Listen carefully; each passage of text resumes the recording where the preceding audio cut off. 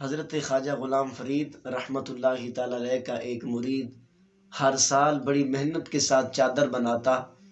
اور وہ اپنے پیر و مرشد کی بارگاہ میں جا کر پیش کیا کرتا تھا۔ ایک سال بوجہ غربت وہ چادر نہ بنا پایا، تو اس نے سوچا کہ اس سال میں اپنے پیر صاحب کی بارگاہ میں حاضری بھی نہیں دیتا اور اگلے سال زیادہ محنت کروں گا اور 2 چادریں بناؤں گا، ایک اس سال کی پیش کروں گا، دوسری اگلے سال کی۔ چنانچہ اس سال وہ حاضر نہ ہوا، اگلے سال اس نے 2 چادریں بنائی اور اپنے پیر و مرشد کی بارگاہ میں چادریں لے کر حاضر ہو گیا۔ چادریں جیسے ہی پیش کی، خواجہ صاحب رحمۃ اللہ تعالی علیہ نے وہ چادریں لے کر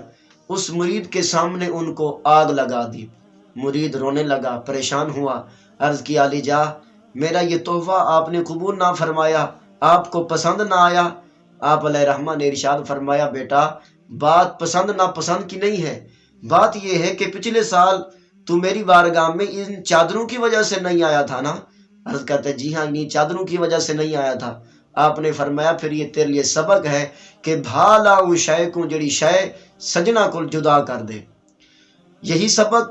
خواجہ صاحب علیہ رحمہ کا دیا ہوا میں آپ کے گوش گزار کرنا چاہوں گا کہ ہمیں بھی اپنی زندگی کے اندر وہ اشیاء جو حضور جان عالم صلی اللہ تعالی وسلم کی ذات بابرکات سے جدا کر رہی ہوں، ان کو آگ لگائیں، یعنی ختم کر دیں۔ آگ لگانے کا مطلب یہ نہیں ہے جس طرح سیال کوٹ والوں نے کیا ہے، بلکہ مطلب یہ ہے کہ اپنی زندگی سے ان اشیاء کو ختم کریں۔ وہ اشیاء اگرچہ برے دوست ہوں، گندے ناول ہوں، موبائل اور سوشل میڈیا ہو، کوئی بھی چیز ہو جو نبی پاک علیہ الصلوۃ والسلام کا قرب حاصل کرنے سے ہمیں دور کر رہی ہو، اس کو اپنی زندگی سے ختم